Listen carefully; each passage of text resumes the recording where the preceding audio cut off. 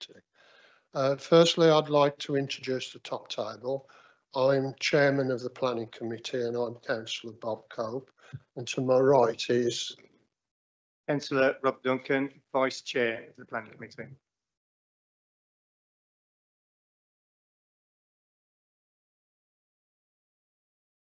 Hello, I'm Simon Hall from Staffordshire County Highways. My name is Pardeep Sharma and I'm the Legal Advisor to the Planning Committee tonight. Helen Bembo, Development Management Team Manager. Kelly Harris, Lead Planning Manager. Michelle Hopkins, Senior Planning Officer. Thank you. And then we go to the minutes of the last meeting, members. I need to ratify those minutes. If you've all had opportunity to look at them, can you say aye? Thank you. Next is apologies. I've already got apologies from Councillor Chapman, Councillor Spruce, Councillor Reid, Councillor Wallace. Any other apologies? And Councillor Burnett. Thank you. Any from the floor?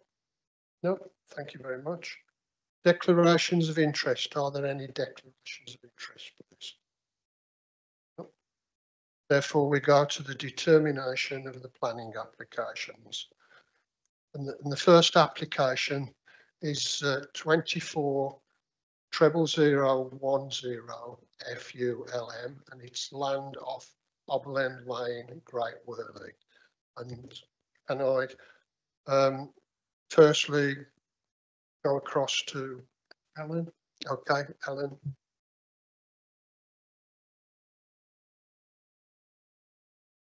Thank you, Chair. The application relates to agricultural fields on the northern side of Hobble End Lane in Great Worley, an area of 3.1 hectares, northeast of Hobble End Farm and Hobble End Cottage. The site boundary falls under the parishes of Great Worley and Essington. A small watercourse off-site flows adjacent to the southern boundary, and a small woodland lies off-site adjacent to the northern site boundary. So on this plan that you can see here, this area is where the woodland is located and would remain unaffected. And this is the watercourse that just runs to the southern part of the site through there. This is the site access from Hobble End Lane. The site slopes from east to west, and agricultural fields and a dog exercising area lies between the site and the A34 to the west. The nearest residential property along the A34 is Keeper's Cottage, approximately 220 metres away from the battery storage site.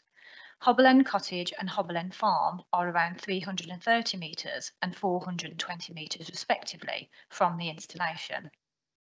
Planning permission is sought for the battery energy storage facility, substation compound with associated infrastructure, fencing, access from Hobble End Lane, drainage and landscaping. The 50 megawatt battery storage service would be connected to the existing pylon. The proposed development is for a period of approximately 40 years. There is at present no connection date to the grid. The project will be caught by the new grid reforms being rolled out by National Grid, Ofgem and the government, based on a first ready, first connected process. Once the project has planning permission, it will be submitted to the new gate process and connection date will then be assigned. This is a step change from the applications that have been before planning committee members previously. The batteries and base will have a height of 2.7 metres. A 3 metre high acoustic grade fence has been proposed along the northern, western and southern borders of the boundary units. The security fencing will stand at 2.4 metres. The transformers up to 4.1 metres, including the ground level concrete plinth. The National Grid incomer switch room will be 3.7 metres in height, and all other development features will be below 3.2.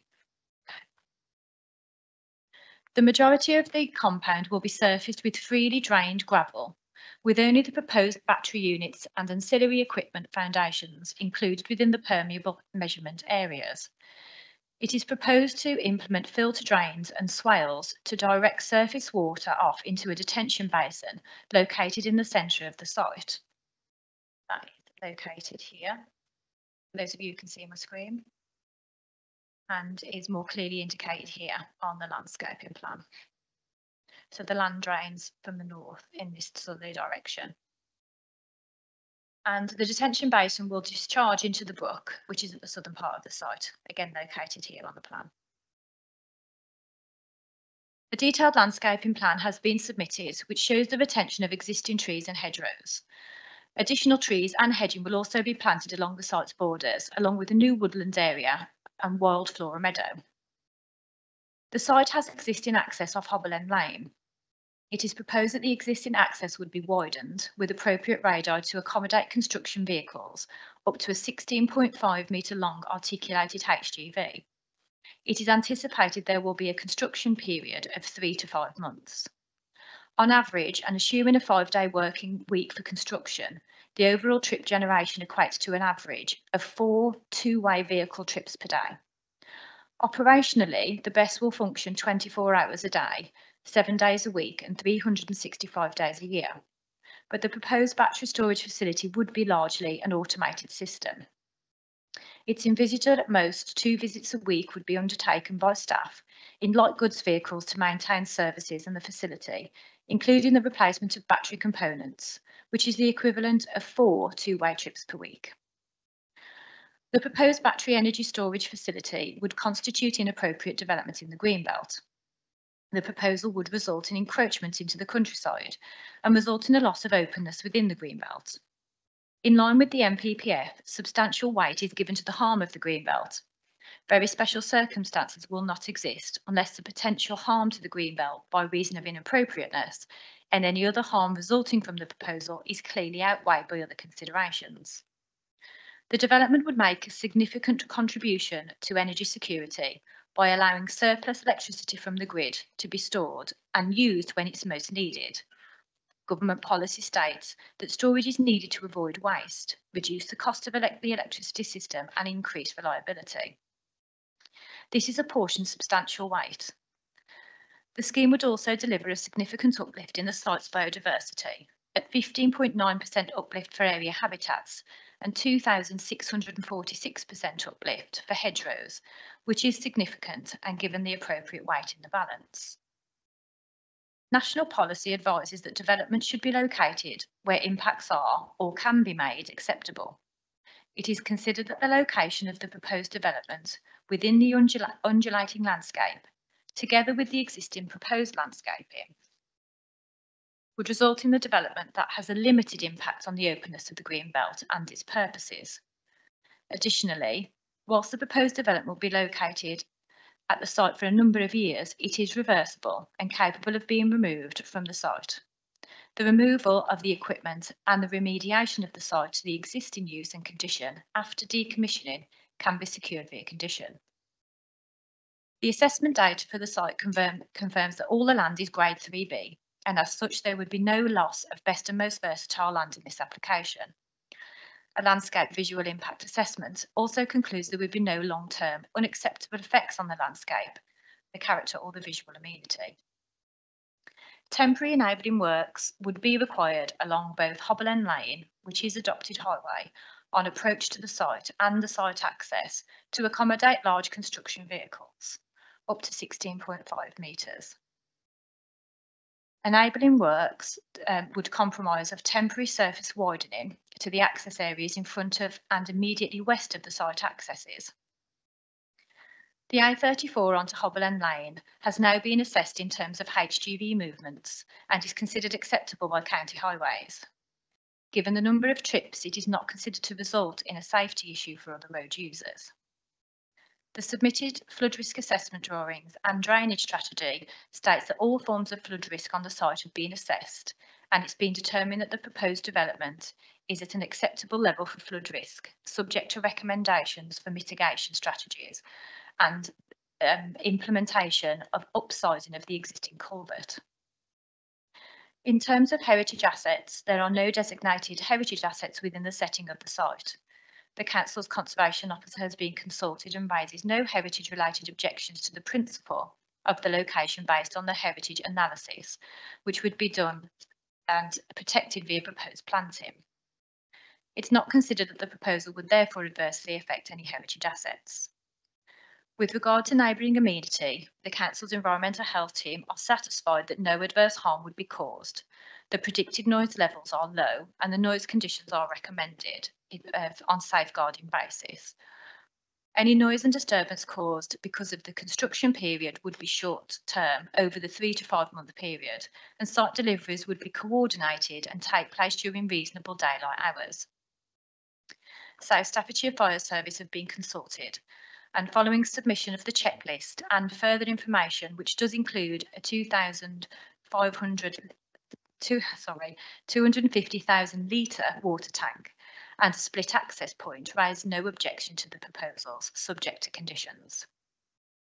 Taking all factors into consideration, the wider environmental benefits of the development in the context of the government's national strategy of decarbonising the country's energy system and the uplifting biodiversity, they are considered to outweigh the harm to the Greenbelt. Consequently, very special circumstances necessary to justify the proposal do exist. On that basis, approval is recommended, subject to the list of recommended conditions. Just to go through a few photographs of the site for the benefit of members. So this is a view of the site along Hobble End Lane, looking towards the site access here on the right-hand side. This is an indication of the pylon that's located where the connection point would be to the grid. And on the right-hand side here, it shows you the watercourse that runs to the southern part of the red line boundary. This shows a view into the site via the access track, and then on the left-hand side, the existing culvert that would be improved as part of the scheme. And finally, this is a wider view of the actual area where the batteries would be located. So that shows the kind of undulating landscape where the battery units themselves and the transformers would sit. And to be clear, the woodland in the rear view there would remain intact. Approval is recommended, subject to conditions. Thank you, Chair. Thank you, Ellen. We don't have any speakers tonight for and against any of the applications, actually. So it's down to the agent to speak. So can I ask Mr. Duncan Howie of Angelo Renewables to go to the podium, please? Mr. Howie, you have 5 minutes. Thank you. Chair, councillors, my name is Duncan Howie and I'm a director of Anglo Renewables. Your officer has recommended this application for approval and I'll set out compelling reasons why we ask you to support this project. Why do we need batteries? Firstly, we need to tackle climate change. Secondly, we need cheaper power. And thirdly, they can provide the energy security that this country badly needs. Firstly, climate change. It threatens the entire planet, and as a society, each of us are faced with doing our bit to tackle it.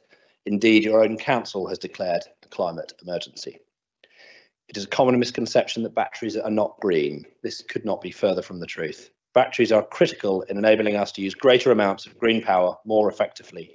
To be clear, the power stored here will be a mix of all energy types, but batteries allows for more renewables to replace fossil fuels.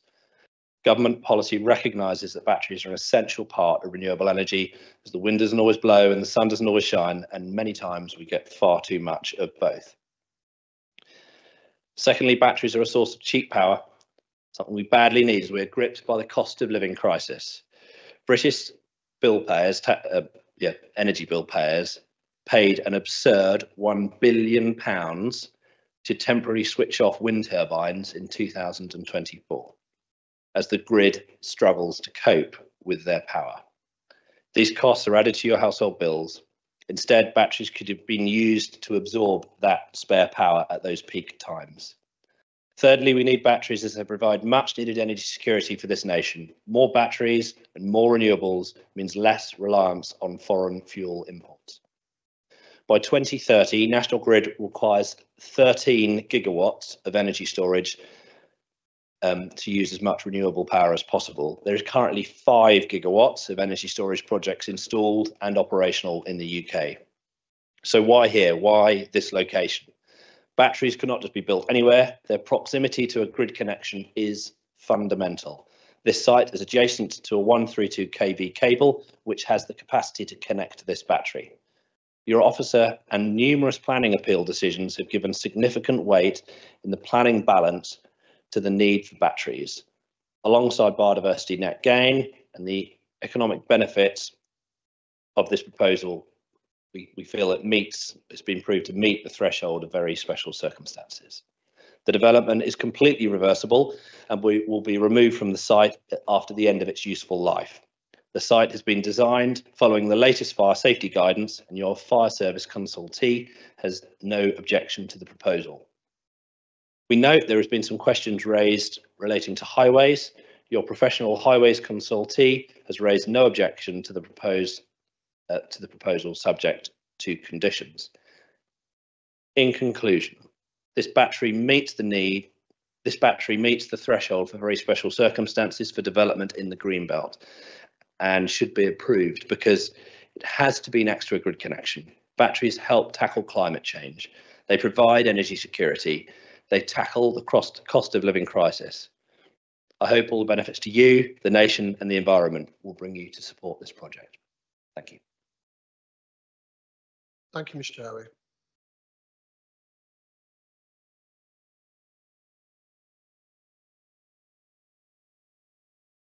Thank you, members. Normally it's the local members that get to speak first. Now, this particular application is on the cusp of two parishes. So the local members aren't present from Worley, which is Councillor Ray Perry, Councillor Kath Williams. However, we do have a sitting member on the committee for Essington, which is close to their boundary. Do you wish to speak first, Councillor Stern?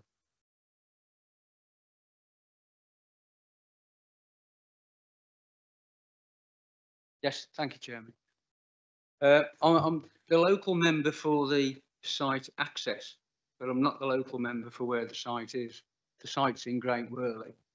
To get to it, the road junction that I've got concerns about is in my patch, and I wouldn't be doing my job if I didn't raise the highway issue. We're talking about 16.5 metre articulated lorries having to go into the opposing lane. As far as I can tell, no assistance from anybody. It's not even mentioned. There wasn't even a swept path analysis till last Thursday of how the trucks were going to do it. So I do want to talk about that later in more depth. I haven't got any planning reasons to object to the site, which is unusual for me. But there you go. It's up to local. I thought it would be up to local members to labour on the heritage and other aspects. But as they're not there, not here, they're not going to talk about it.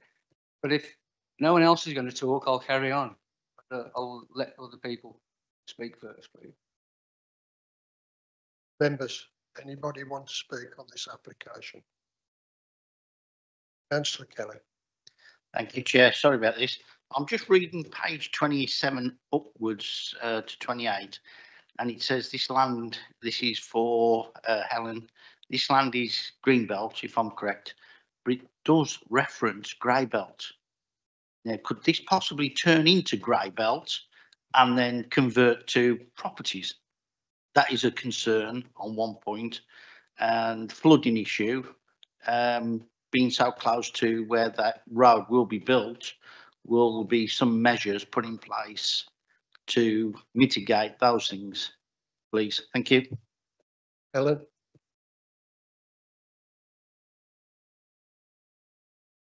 Yeah, through you, Chair. There's a discussion about Greybelt in this particular case because it was put forward to us as part of the proposals. You'll see from the report we don't, in our view, it's not Greybelt.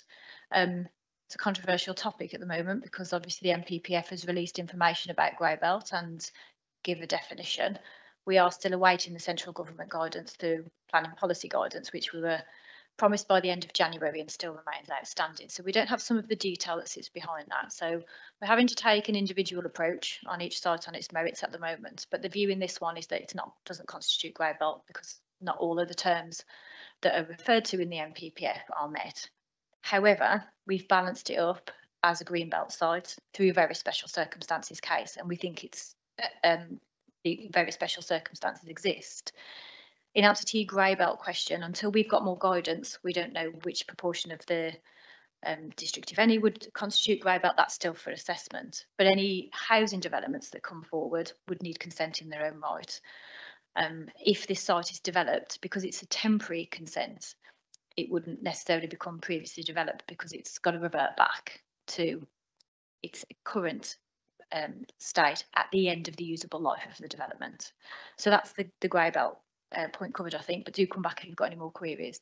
In terms of flooding, the site's been considerably assessed by the local lead floods authority in terms of the way that it floods at the moment, and also the way that this will be improved as a result of the proposed development.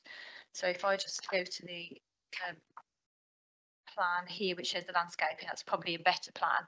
So we've got the area in the middle which will drain into, so this will create a swale and hold the water, which will then drain into the brook here, the water course that runs through. It will do that at a better rate than what it does at the moment because we've got the sustainable drainage elements included.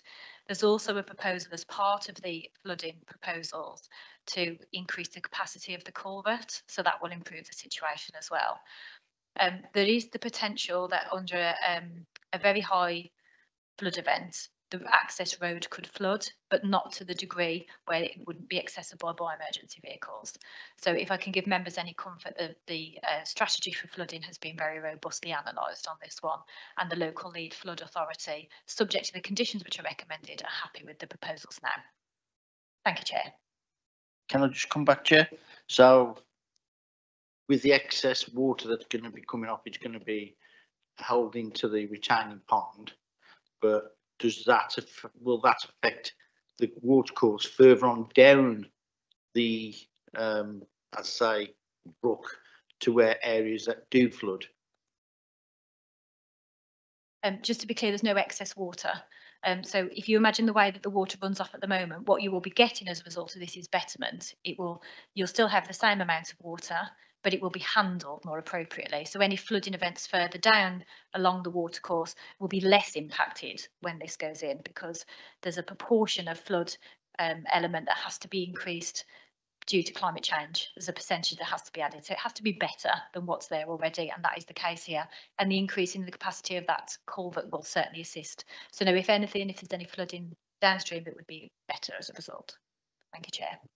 And what about future maintenance of that brook? How will that be managed?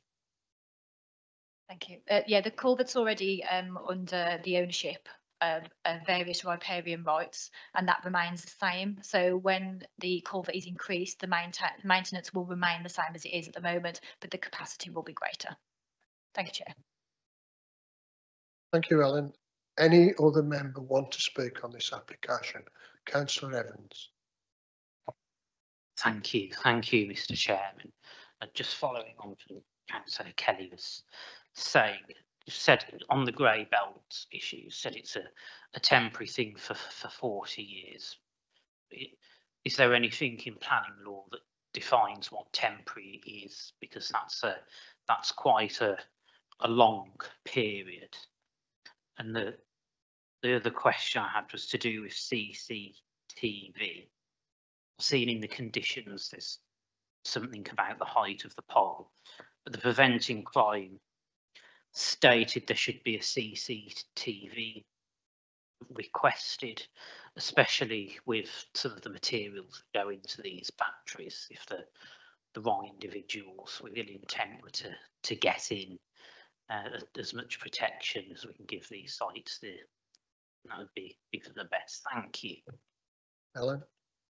Yeah, thank you through you, Chair. Temporary is not defined in planning. It's on the basis of the land use. So these are developments that will be in place for a reasonable amount of time, in this case 40 years, but the permission restricts that. So at the end of its meaningful life, or at the end of 40 years, there's a condition that says it has to be returned back. So it's temporary in that respect. It doesn't become kind of permanent by default. It's temporary whether we grant it for a year or we grant it for 40. So that's just done on land use terms. And in terms of site security, there's two different elements to that. There's the security while the construction is underway. So obviously you've got the vulnerability there of it the permanent fencing not being in place and the materials.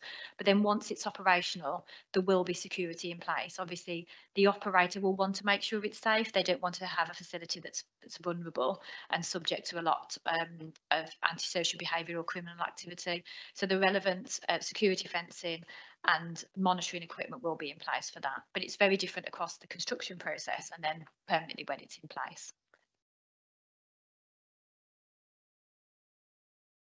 Kelly. Thank you. I just want to come back on the grey belt conversation because I think there's just to add to what Helen's already said, which is quite accurate. I think we obviously educating its merits. We're here to look at the proposal for a battery, and you know the council's position is that this does not constitute with what we know today grey belt. The most important thing about, I know you talk about, is it potential for housing, is around if you need to look at paragraph 155 of the NPPF, which talks about, you know, where it might be appropriate. And the key point here is the third point, which is the sustainable location.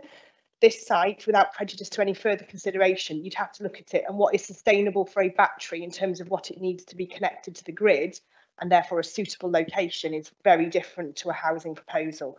So I just sort of urge caution in sort of overly concerned that if something's grey belt, it's therefore suitable for housing. It's far from it. And again, to echo Helen's point, we need to wait for the guidance to come out of government to be able to clearly understand how we do it. In the meantime, we're trying to get by with what we have, but each case will be assessed on its merits and what the type of development is in terms of whether it's acceptable or not. Thank you, Chair. Thank you. Any other members wish to speak? Yeah, Councillor Kelly. Thank you, Kelly. It's just that seeing that in a planning application that we don't normally see, it makes you think, well, hold on, why is it in there then? If it's not really sustainable to be there, then it throws caution to the wind. That's all I'm trying to allude. Are you happy with that? Okay. Kelly. It's obviously very much a live feed. You are going to see it in, if we have a green belt application on, we will now need to consider grey belt because it is part of the NPPF. As and when we get more guidance, there will be follow-up member sessions to work through what that looks like. But I would say expect to see grey belt in every green belt application now, because that's what the NPPF is asking us to do. So watch this space. Any other questions from members? Anybody who wants to speak? No? In that case, I'll go back to Councillor Steele. Thank you. Thank you, Chairman. I'd just like to go through the officer's report and some clarification, if I may. Paragraph 1.2.5. In relation, there is no connection date at the present. The project will be called by the new grid reforms, etc. Once the project has planning permission, it will be submitted to the Newgate process, and the connection date will then be assigned. But our first condition is that the site has to be, the planning permission only lasts 3 years. So just hypothetically, if the connection date is not within 3 years, what happens? That's the first question. Yeah, the permission would lapse, and they would have to come and apply again. If that issue of grid connection couldn't be rectified within the 3 years, then yeah, the permission would expire, and it'd either go away or they would come back in again. Thank you, Chair.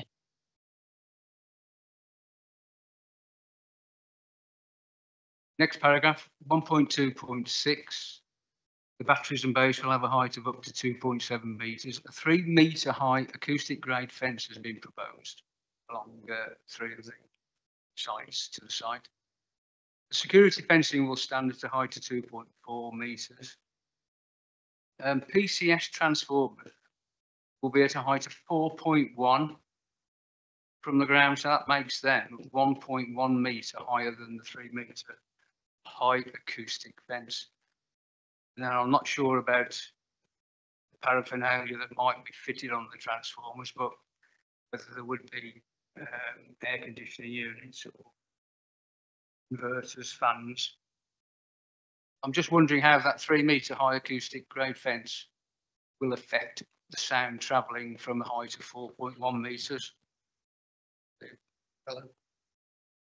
Yeah, through you, Chair. Yeah, it's a fair point. So that particular element of the development would be higher than the 3 metre high fence, but that's where there's no noise source from that. So the transmitter itself is higher, but it's a piece of equipment that doesn't generate any noise in isolation. A lot of the noise comes from the fans associated with the battery units themselves, which is at the lower level. So there would be no noise from that particular element, and that has been assessed again independently by the environmental health team. Thank you. Thanks for that clarification, yeah. 1.2.7, they all seem to be together, these paragraphs. Now, this is to do with the drainage of the new development. So that's obviously rainwater. It's supposed to implement filter drains and swales to direct surface water runoff into a detention basin located in the centre of the site. And then that detention basin will discharge into the brook along the southern boundary. How, in the event of a major issue, the fire service pumping this 250,000 litres or gallons of water, how will that be excluded from running into that detention basis? Yeah. Yeah, no problem. Again, through you, Chair. So the water tank is completely separate to the swale and attenuation pond. So water runoff, rainwater runoff goes through one process, and it's part of the emergency management plan that when the fire service got there, they would not use their equipment until they'd got accessibility to that tank. So any water that is used to deal with an emergency wouldn't drain through the regular process of this swale and into the watercourse. It's caught in the tank. So it's two separate processes. It's switched on. Sorry, light just died on me. So yeah, it's a different drainage process if you've got an emergency situation, rather than rainwater runoff, which goes through the swales and into the watercourse. So the whole reason for the tank is that it doesn't go into the watercourse, it's held, and then once the emergency event is over, that's taken away from site and dealt with through a different process rather than through the existing watercourse to the south. Thank you, Chair. Just on that, I thought the tank referred to was the water they were going to use to fight a fire. I'm sure there's a flow rate. We've had it discussed before from the fire service saying they need enough water to put onto the fire, don't they? So this is the one that you mentioned then is a tank to collect the fire water, basically. That's what, yes. I was getting too mixed up. That's okay. Yeah, for clarity, there is a separate tank. It's a fire water tank that collects any water in the event of a fire and the fire service having to attend. But there is still a supply as well on site, isn't there, of water to fight a potential fire. Okay, thank you. I haven't got much more, don't worry. So that's 1.7. If you could move on to 5.7, which is potential paragraph 5.7. Says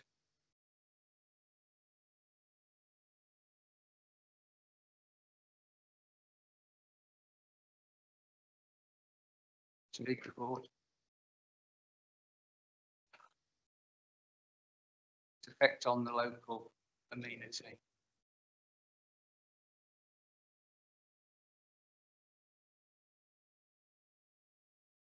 You can tell I'm not an IT wizard. No, not the green belt. That's been dealt with, hasn't it? Yeah. Potential impact on public health and amenity. Thank you. So 5.7.5. With regards to noise, the proposed development would be live 24 hours a day, but only functioning in brackets charging stroke discharging and brackets within a fraction of this time. I think that's an unfortunate phrase, a fraction of this time, because noise impact survey, sorry, was carried out. But at 5.7.8, we have each battery unit is fitted with thermoregulating air conditioning as well, and specialist fire detection and suppression systems. Each cell module also has a heating, ventilation and air conditioning system that actively cools the batteries, reducing the chances of issues under operation. My understanding is they also warm the batteries in the winter, because batteries, these type of batteries are more effective if they kept at a reasonable temperature. So there's going to be extra noise whenever they kick in. They're not only going to kick in when power is taken from the grid, and they're not only going to kick in when power goes out of the grid. I know experts will argue that that is the case. But if the ambient temperature is 35 degrees outside, those batteries need cooling, irrespective of how much energy is contained and whether energy is going in and out. I'm not sure that the additional sound from these operations are taken into account. Not an expert, so I can't prove it. But I have concerns over that. That would affect local community. So I don't know if anybody can answer that one. Helen?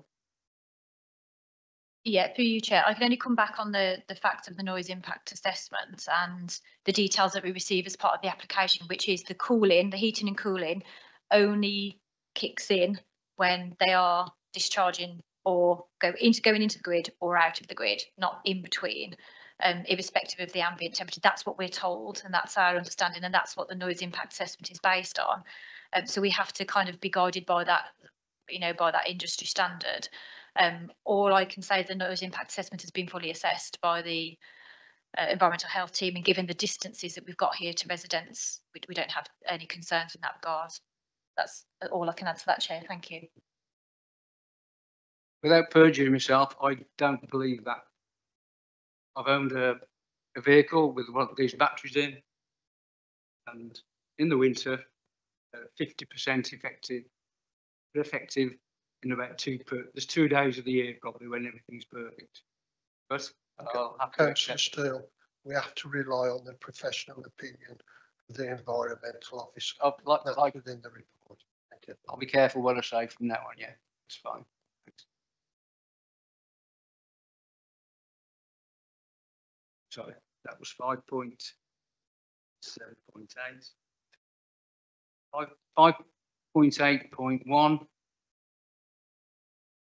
This is where we come on to highways. Development should only be prevented or refused on highway grounds if there would be an unacceptable impact on highway safety. The junction of the A34 and Hobble End Lane, I think, is an issue which I want to just explore a bit further, if I may. So could we have my pictures put up, please? Thank you. Yeah. Starting at top left, that's my car parked in Hobble End Lane. The giveaway lines you can see is a road that comes in at that junction. It's called Long Lane. As you can see, it's only a 2-lane highway. Not sure if the speed limit's 40 or 60 just there. My concern is from the left, heavy traffic coming from Cannock is going to have to swing right out and virtually touch those giveaways lines to get into. You can see it's only 12 foot wide. I'm not a driver of HGV. I know there's somebody here who is or was a driver of an HGV. So I'd like somebody else to help me with this one. I know we've had a swept path analysis done, which only proves what I suspected. And that's one of my major concerns. And when the vehicle, a long 16.5 metre HGV wants to come out from where my car is there, it's got to come right out to visually see what's coming each way and go right out into the opposing lane coming from the other direction. That, as I say, that's my concern. I understand it's not a planning reason, but a few members of the public have asked me to speak on it. So I would like Simon's opinion, please, or explanation possibly why that's safe. Thank you. We go to Ellen first. Ellen, thank I will absolutely defer to Simon, who will be able to explain it better than me. But just to be clear for members, we're talking about construction traffic here. So not when the installation's built. But Councillor Steele's absolutely right. If I go back to this picture there, that's probably the better one, where you can see your car parked in. The construction traffic, when coming from the north, travelling south and turning in, this is the junction that will be used. The actual access to the site has been tracked as well, and we're comfortable with that as well. There wasn't a swept path analysis done for this junction here that you can see, the A34 into the into Hobble End Lane. It was subject to a condition, but because of some concerns that were raised by residents, we've sought that, and that has been made available, and it's in the update list that was shared with members yesterday. Highways colleagues have assessed it and reviewed the detail and are comfortable with it. You are right, it does involve the manoeuvre onto the other side of the road, but it's a perfectly legitimate mover for the purposes of construction traffic along a junction of this nature. But I'm going to hand over at this point, if that's okay, to Simon, who can explain it a bit more articulately than me. Thank you, Chair. Over to you, Simon. Thank you, Chair. In terms of the work, the way it's been done up to yet is to support the application. So it's assessed how the site's accessed. As you can see, there isn't currently no weight restriction on that road, so it's performing a perfectly legal manoeuvre in terms of accessing the site. So we're obviously talking now in the numbers of the concentration of them. And in terms of the transport information, it's also assessed on average is going to be, I think it's 4 in, 3, 4 in, 3, 4 out a day. And obviously that's going to be managed by the site manager to make sure possibly a banksman on the site, which we can condition through the construction management plan to ensure that the vehicle is doing it correctly and it's got good visibility up and down the place. In terms of the actual manoeuvre swinging over and out, it's a perfectly legal manoeuvre. If you look at the highway code section 221, we'll show you there, it's perfectly illegal for an HGV to come over the centre line of a road to make that manoeuvre. It's an accepted manoeuvre. Like I say, it is in the highway code if you care to look at it, and if you've got access to the internet now, you can see it, and it'll show you a little picture there of an HGV swinging over the wrong side of the road to make a manoeuvre. So in terms of the occurrences of these happening, as it's going to be managed, like I said, via a construction management plan, it's not performing an illegal manoeuvre, and it's performing manoeuvres in line with national guidance, like I say, through the highways code, and it's going to be an occurrence within a, you know, how many times it's going to happen a day, vehicles leaving that site in terms of HGV. One thing is to remember, we're talking about the largest vehicle that's going to actually enter and leave that site. So it's not going to be every single vehicle in that site. That's going to be leaving the site isn't 16.5 metre articulated lorry. But in the transport information, they've made a guesstimate to that. I know they've estimated it out, but you probably see at the start of it, there'll probably be a higher concentration of vehicles entering and leaving that site. And again, a lot of it will be, as I've seen it across the county, will be how that gets managed. I don't think it's unsafe. I think it's going to be, there's an element of management from the site in terms of how they do it. There's also an onus in terms of the driver. Obviously, they've got to perform this manoeuvre safely. As with any vehicle movement, if you're pulling out of a junction, you can't just pull out of it blind. You've got to take care and do it when it's safe to do so. So the onus is on that driver to perform that manoeuvre safely. So from our point of view, I don't think it's given us any areas of concern, given the numbers are relatively low. It's demonstrated that it can be done within the highway, not over swinging, not overrunning. The vehicle tracks do stay within the highway. There's slight overrunning by the body frame, but again, for us, it's not given us any concern given the numbers of vehicles we're talking about. And I think if you look at the track run, I think it's the right in and right out are quite acceptable manoeuvres. I think it's the left in and left out are the ones where you see the extreme movement. So again, if we're that concerned or members feel it's such an issue, we could always agree a routing strategy that removes them manoeuvres. Thank you, Simon. Come back. Want to come back? If I may, yeah. So obviously, you know the highway code better than me. Is it okay for a member of the public then just to stop traffic on a main road like that to allow? You said a banksman. Banksman's there, they've got no legal powers. The only people who've got direction of the traffic is a uniformed officer. So they're not supposed to. You see it all the time. Builders' wagons and things they do. You're not supposed to. They're supposed to sit there and they're supposed to wait for the appropriate time to allow the vehicle to move out. They're not there to stop the traffic. They aren't supposed to, unless, like I say, they're a uniformed officer. You want to come back? Yeah, Ellen?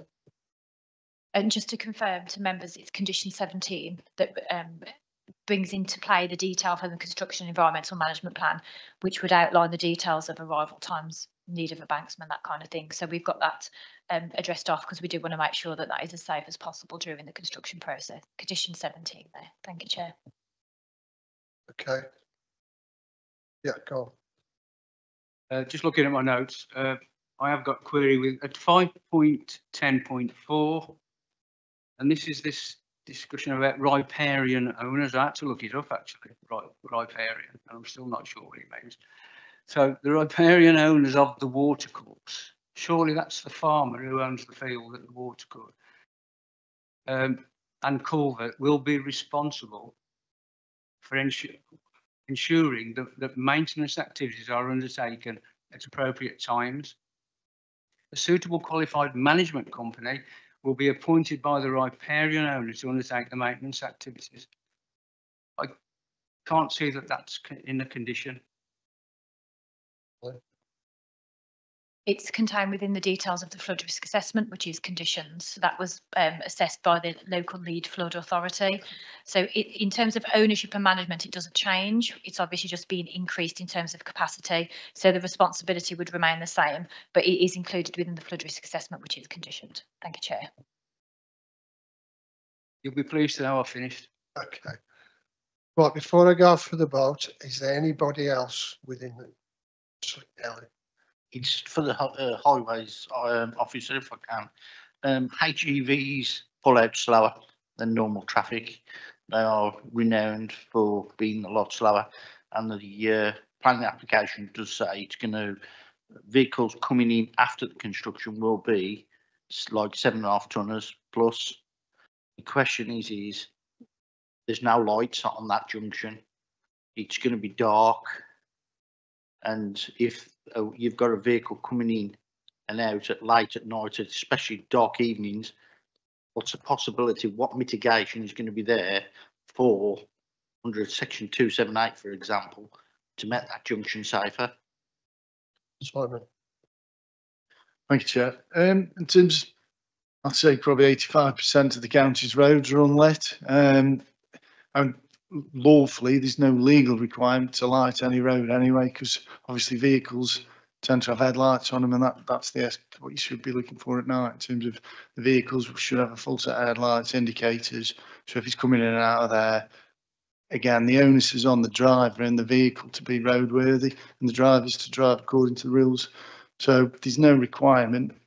We only light junctions, generally speaking, if they're in an urban area or we feel there's a safety issue on there. And by that, we'd have to have a series of accidents occurring on there. And if you see our official response, we did do a stroll through the accident stats along that piece of the network, and there isn't anything on there to support it. So, yeah, I take on board what you're saying, but it's not unusual to see a vehicle. Like I say, if you think there's farm vehicles and everything down there, and if there was going to be any issues, I think it would have been apparent by now with the terms of, farm vehicles are probably in and out of there. It could be 24/7. We've never seen any issues being made apparent through the use of it at the moment. Right, I'm going to go One more and then we need to go to the vote. Thank you. The comparison with farm vehicles isn't really fair. I think tractors and trailers can turn at really 90 degrees virtually. I'm talking about 16.5 metre articulated trucks with the battery cabinets on there. That's all. Thank you. Okay, I'm going to go to the vote. As I haven't received a recommendation for refusal, then you know the recommendation on the table from our officers is that this application should be approved. All those in favour of approval, will you please show?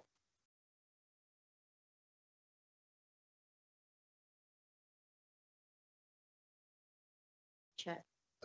Yep. All those against? No. And any abstentions?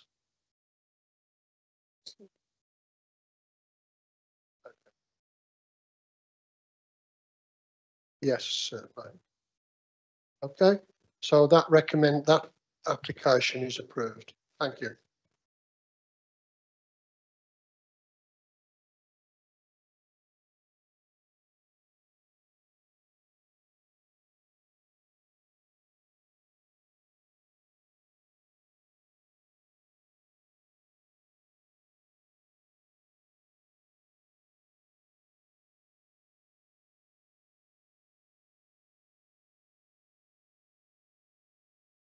We're waiting a moment for Councillor Reid to come back into the room. Thank you.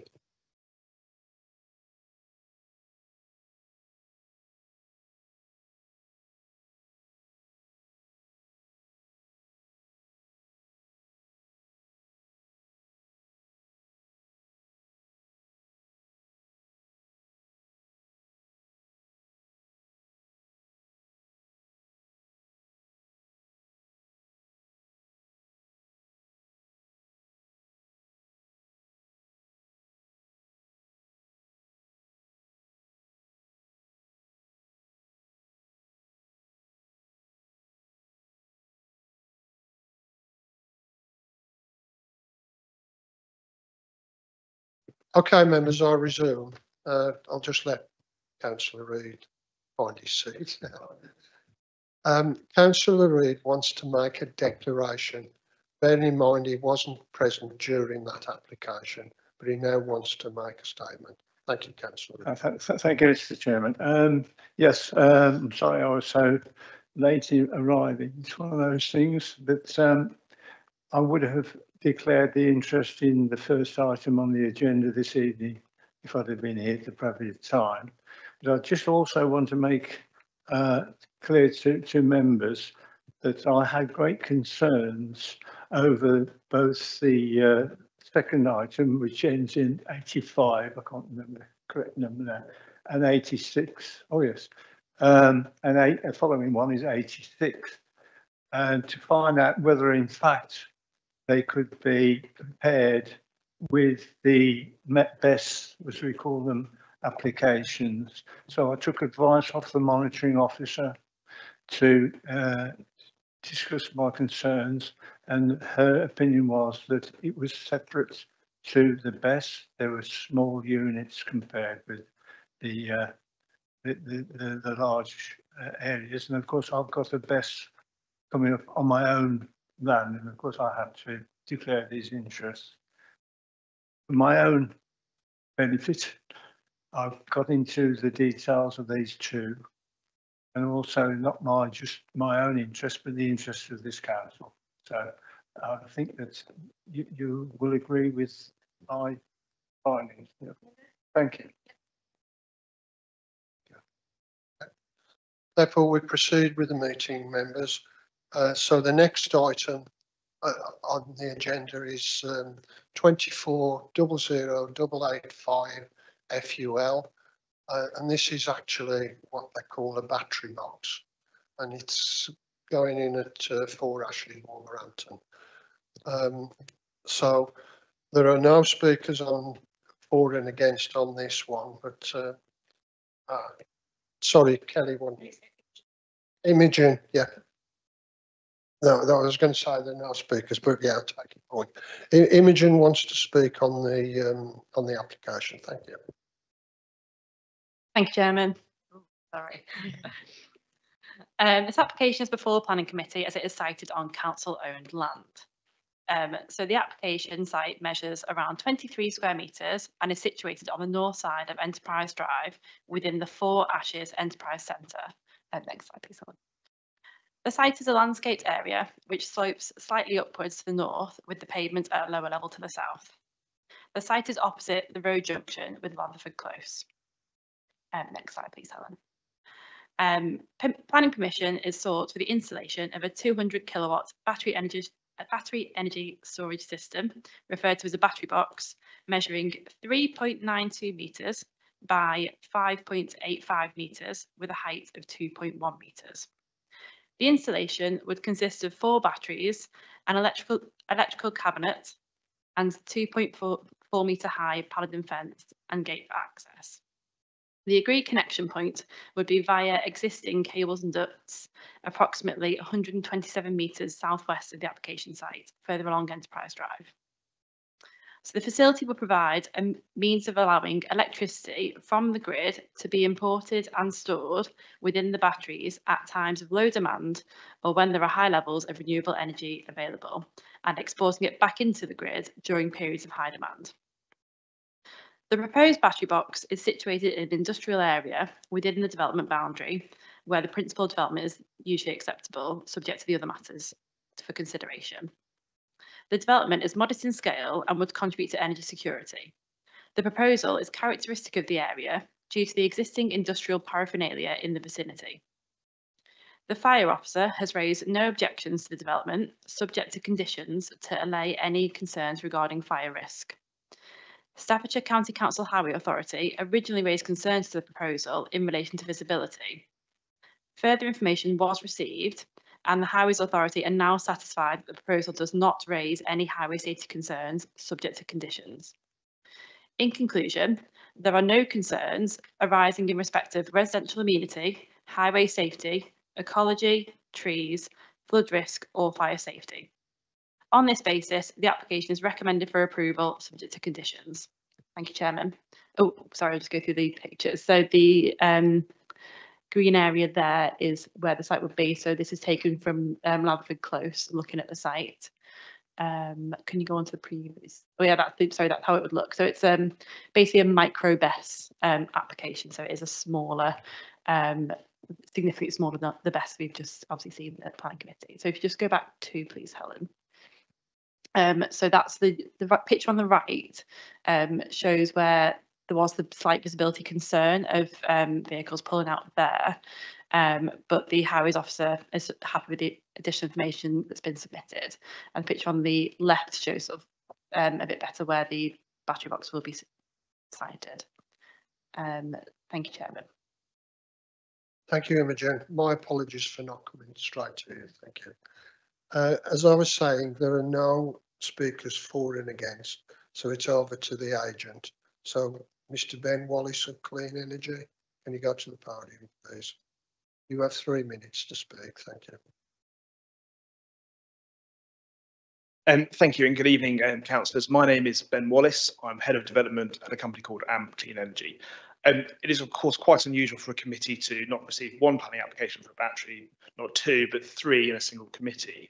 And obviously, whilst there are some similarities between what we're proposing and the previous agenda item, there are also quite a lot of differences.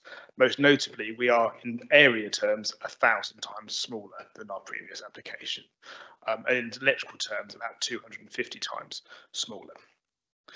I don't really want to repeat the previous debate on energy storage and its benefits. I think that's been well heard today.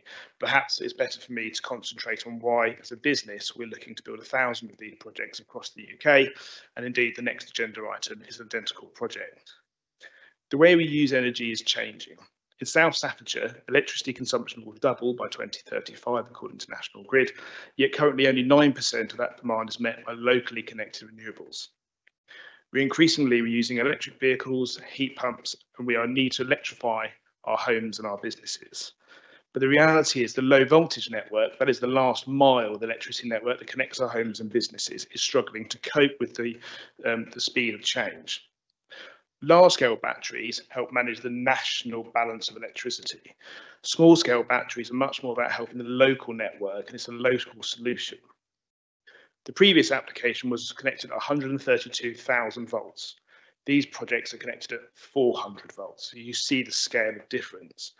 And perhaps if I can use an analogy, building a 50 megawatt battery at 132,000 volts is a little bit like widening the motorways of our electricity network.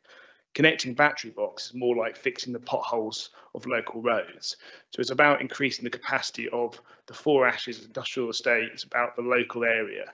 They can work in combination to do some of those larger activities, but it's really about ensuring we have the networks suitable to grow our local areas and local economies, all while saving carbon. So each battery, this one and the next item, will save 160 tonnes of carbon per year throughout their life, which is about 30 years. In terms of this application, I very much welcome the officer's recommendation for approval. Thank you very much. I'm hoping not to speak again and repeat myself for the next agenda item, so thanks for approving or recommending for approving the second item as well. We don't believe we have any objections to either application from statutory consultees, and indeed the Brevin and Covin, if I'm saying that correctly, Parish Council have actually written in support of this application. They're both in very much industrial areas, and I think they're going to hopefully benefit that industrial area's future. I can answer any questions. I'm not sure that's allowed in this committee, but otherwise, thank you all for your time.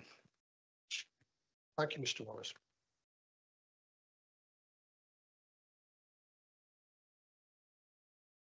Thank you.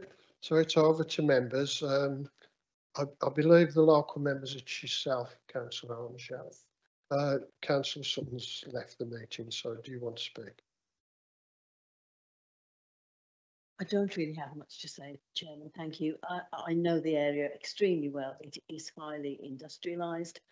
I can't see that this installment would installation, I should say, would make a slightest bit of difference. Certainly on the look of the place, but and it is essential.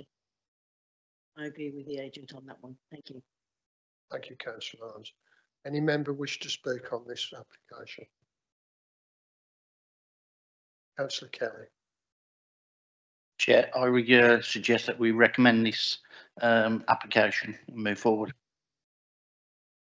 Any other comments from any other member? Councillor Steele. Yes, thank you, Mr. Chairman. I actually can't find a document from the fire and rescue service on my, whether it's my laptop. There's 9. You've got an agricultural statement, location plan, fencing, planning cover letter, proposed site layout, and that's the same on the other one. So I haven't had a chance to look at that. I don't know if this is playing up or what.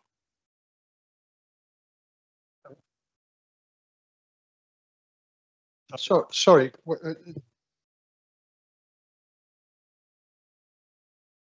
On the planning application, the original planning application, not the officer's report, I can't see the fire risk assessment. We have one member speaking at a time, please. It's confusing for the public viewing. So, do you wish to speak, Councillor Arms, on this? No?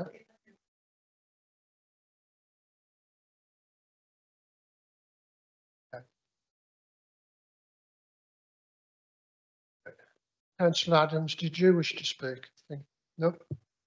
Okay, I'm going to put this to the vote then.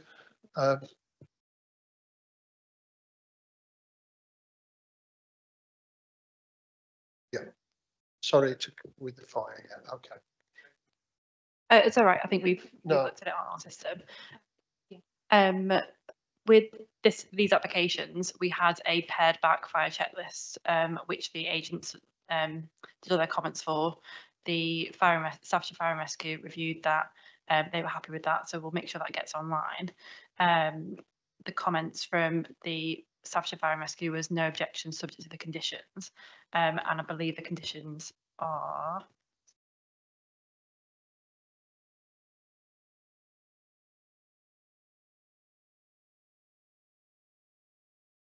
Condition number 5 and condition number 4, both relate to the fire no objection comment. which is referred to in the report, but I can, yeah, we're just double checking about that. But they definitely did a no objection comment, which we've taken into consideration. Just for clarity, Councillor Steele, are you looking for a fire service checklist that we normally get with the bigger applications? I don't think it's necessary for these smaller applications. But it says on there, no objections from the fire service. I think just to clarify that there was a fire checklist submitted, but it was sort of a shorter version than the main ones that are done for the major messes. That has been confirmed with the fire service, so it's just probably just not got onto our website. So that's just processing on my part.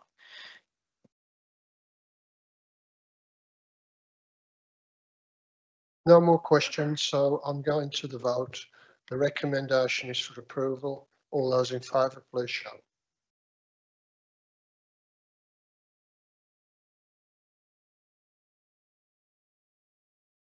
Chair. Okay. Anyone against? No. Any abstentions? One. Okay. That application is approved. Thank you. We go to another battery box application in the same area. They're all on industrial estates, as was explained. And this one is 2400886 FUL at Latherford Close. Now, I'm going to go back to Imogen on this one to just tell us what the application. This is going to be similar to the other one. Imogen, over to you. Thank you, Chairman. So the application is the same as the previous approval. It's just in a slightly different location. So it's at the end of Latherford Close, so you can sort of see the red line on that plan. If you go on to the next slide, the green strip, which is behind the name that box, yeah, behind the fence, is where the battery box will be sited, which is next to an industrial unit. So on the right hand picture, you can see there's an industrial unit to the left, and then it'd be straight ahead. If you go on to the next slide, please, Helen. So this is the view from Latherford Close onto the site. So where the trees are in the right hand picture, it's just be behind that. That's also private land, so the Highways Authority were completely fine with it, as it wouldn't have any issue with visibility. So yeah, the fire officer has reviewed this one and raised no objections to development subject to conditions. And as per the previous one, there are no concerns in relation to residential community, highway safety, ecology, trees, flood risk or fire safety. So the application is recommended for approval subject to conditions. Thank you, Chairman. Thank you, Imogen. There's no speaker for and against. Mr. Wallace, you intimated, didn't you, no need to speak again on this one? Okay, thank you very much. So therefore, does any member want to speak on this second one? Councillor Steele. Thank you, Chairman. Yes, I've got the updated fire checklist. Under suppression systems, the evidence request from the fire service says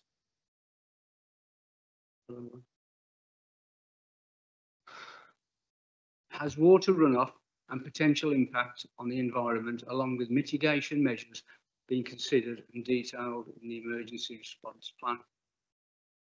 And the answer from the developer is the manufacturer recommends that in the event of a BESS fire, no direct suppression brackets above the dedicated system end of bracket should be deployed. FRS may determine by risk assessment to apply boundary cooling to adjacent systems to protect people or property. So the water, the fire water, the root water is not being collected. All previous BESS systems that we've looked at, that water is being collected. There's a canal not far away. So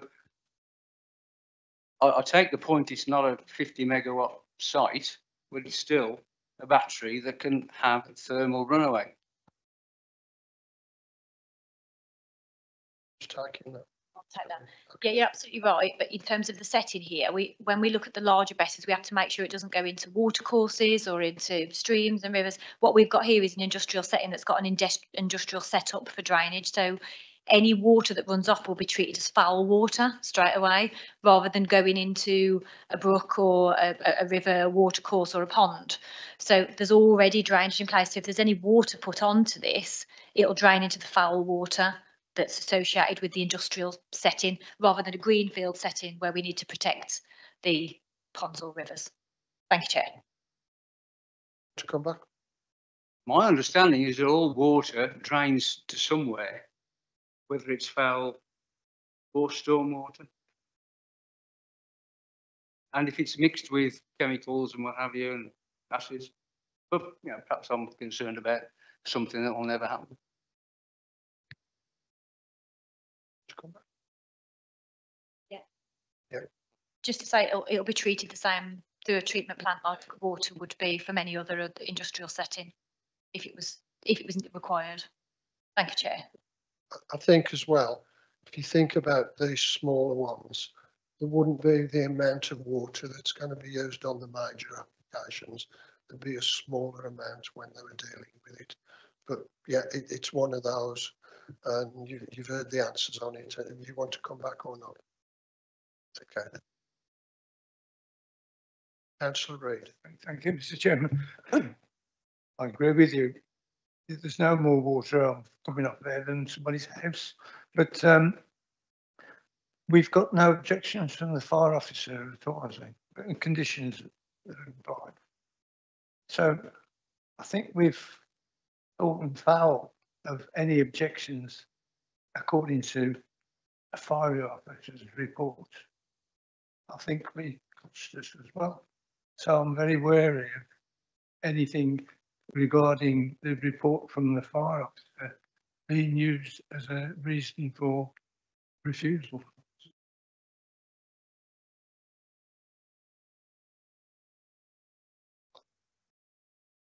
So if you, I'm going to ask if you want to come back, but not to just intercede. Do you want to come back? That was a statement off Councillor Reid. I wouldn't have thought, do any of the officers want to speak? No? Councillor Kelly. Councillor Kelly. Yeah, can we move to recommend, please? I nominate this to be recommended. Members, you're happy to go to the vote? Okay. I'm going to go to the vote then. As I've had no objections, the recommendation is for approval. All those in favour, please show.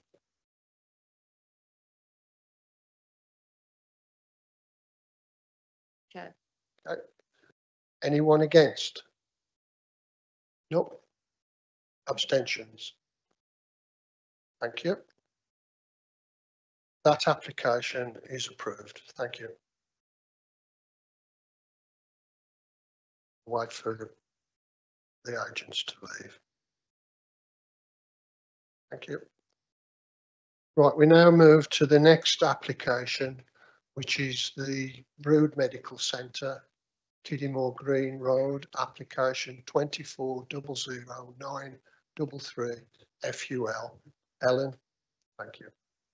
Thank you, Chair. This application relates to a contemporary doctor's surgery located on the western edge of Brood Village. Retrospective consent has previously been granted for the siting of a porter cabin adjacent to the southwestern corner of the building for a temporary period of 3 years. The current application seeks permission for the continued siting of the porter cabin for a further 3 years. So this plan shows the location here in the centre of the existing porter cabin located adjacent to the building. The porter cabin is single storey and of typical porter cabin appearance with a flat roof and ramped access, and is positioned in an area which was previously part of the bin store. Whilst the site is opposite a Grade 2 listed church and vicarage, it is adjacent to Brood Conservation Area, and the porter cabin is well screened and would not be harmful to the setting or significance of these heritage assets. There's a presumption against the erection of new buildings within the Greenbelt, and this does not fall with one of the exceptions listed within the NPPF or within Core Strategy GB1. As such, it is considered inappropriate development. In addition, government guidance advises that more than one temporary permission should not normally be granted. However, a case for very special circumstances has been submitted which details that the structure service is a critical need within the area and longer term funding options are still being explored by the applicant for a more permanent solution. The development will cause no adverse harm to neighbouring amenity or the character of the area or highway safety, and no concerns have been raised by consultees. Approval is therefore recommended subject to conditions to ensure the Portakabin would remain a temporary structure only. So for the benefit of members, this is the Portakabin itself already in location and subject to a temporary consent. There you can see it sat against the existing building, which does impact on the openness of the green belt and reduces that down. So like we've said, we wouldn't normally be looking to extend this further temporary period, but given the need for this facility within Brood, we are looking to extend it for a further 3 years whilst entering into discussions with the applicant about a more permanent solution. Thank you, Chair. Thank you, Ellen. We have no speakers or any agents on this particular one. So can I go straight to the local member, which is Councillor Holmes? Thank you. Thank you, Chairman. It is exactly as Helen's described it. I've practically lived there in the last couple of weeks. It's no problem, particularly as the stipulation is that it is still temporary. Thank you, Councillor Holmes. Councillor Barrow. Thank you, Chair. Having used this facility in an urgent need, I am more than happy to recommend that this remains for another 3 years. It's a very, very good service, and that's from people from Cotswold as well. So it's not just Brood. Thank you. Councillor Davis. Thank you, Chairman. I believe that demand on this centre has increased apparently by 25% in the last 10 years. So I think therefore it's a very good reason why we should approve this recommendation. It has been used in the past with COVID vaccinations and flu jabs and what have you. I think it's an excellent reason for it to go ahead. Any other speakers? No, I'll go straight to the vote then. The recommendation is for approval. All those in favour, please.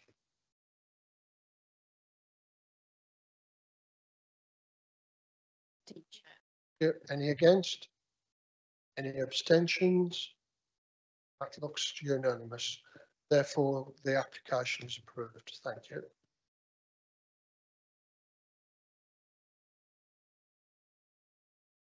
Right, we go to the next application, which is, I think this is an amendment, but it's a proposed solar farm, Lawn Lane, Coleman, and the application number is 2401043 VAR. On this one, again, we have no speakers, but I'll go over to Ellen to outline what the application is. Thank you. Thank you, Chair. So to be clear, this is a variation of an approval that was before members back in August of 2024, which was for the solar farm and was recommended for approval. So what we are looking at this evening is not the principle of the solar farm, is some variations to what's previously been approved. And in summary, they are the moving of an access point 15 metres south from where it had been originally approved. And this is to allow for an increase in trees and hedges and basically less being removed than what was originally proposed. It's also to allow the movement by 3 metres to the east of the approved location of the distribution network operator substation. And again, this is to allow for a reposition of the swale. There's a reduction in height of the solar panels. There's a reduction in width of the array tables, and the spacing between the rows is also being reduced. So in support of the revised access, we have received a transport statement and construction traffic management plan, which has been updated to reflect the changes, and the highways officers at County Council have not raised any objections. In terms of the relocation of the substation by 3 metres to accommodate the swale, no material impacts are envisaged on the scheme and the impact on the greenbelt. Given the fact that it's very minor changes to what's already been approved in principle, officers are recommending approval. And for those members who were present, it was this particular site at Lawn Lane in Coven. But yeah, given the subject of the changes and the minor nature, given the scale of the development, we're recommending approval. Thank you, Chair. Thank you, Ellen. You're very busy tonight, councillor Holmes. It's your opportunity to speak again. No objection at all, Chairman, thank you. Thank you. Anybody else wish to speak on this application? Councillor Kelly. I move that as it was previously passed, Chair, that we recommend approval. Anybody else wish to speak? Councillor Evans. Yeah, just to add to what Councillor Kelly has said, I think in this case, when I go through it, everything seems to be in favour of passing it because it's going to be better for the green belt, the amenity, everything's that could cause harm's actually being reduced. So yeah, I'm going to be in favour of this one. Thank you. Anybody else wish to speak? No. I'll go to the vote again as I have not had a proposal for refusal. So what's on the table is the recommendation from the officers that this application should be approved. All those in favour, please show.